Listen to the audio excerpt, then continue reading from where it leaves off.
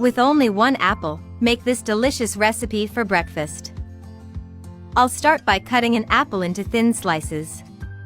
Once cut, I will remove the seeds from the slices, with the help of a bottle cap. This is how I do.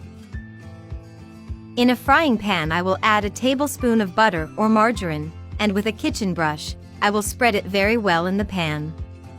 Then, I will add about a tablespoon of white sugar on top of the butter. Then, I will place all the apple slices that I had reserved. At this moment I would like to know, from which country or city you look at us, to send you a special greeting in the next recipe. The greeting in today's recipe is for Trinidad Nusha from Philippines, also for Ruatara from New Zealand, and Barbie Presi from Nigeria. Thank you for always seeing and enjoying our recipes. Now I will reserve the pan for a moment.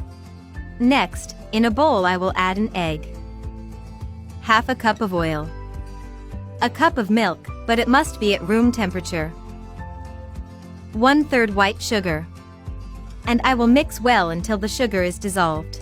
Guys, today's recipe with apples, it is very easy to make and it looks delicious. I am sure everyone will like the result. Now I will add a cup of wheat flour, common all-purpose. I will also add a tablespoon of baking powder to it. Finally, a tablespoon of vanilla. And I will mix again until I get a mixture without lumps. And so we should be the mixture. Now I'm going to add all this mixture on top of the apple.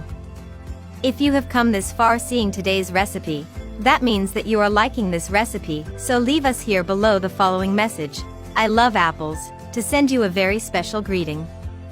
Then I will take the pan to the stove over low heat, but it is very important that the stove is at minimum heat, in order to avoid burning us. I will cover and let cook for 30 minutes. After the time, I will check if it is ready. With a barbecue stick, I will prick it, and if it comes out clean, it means that it is ready.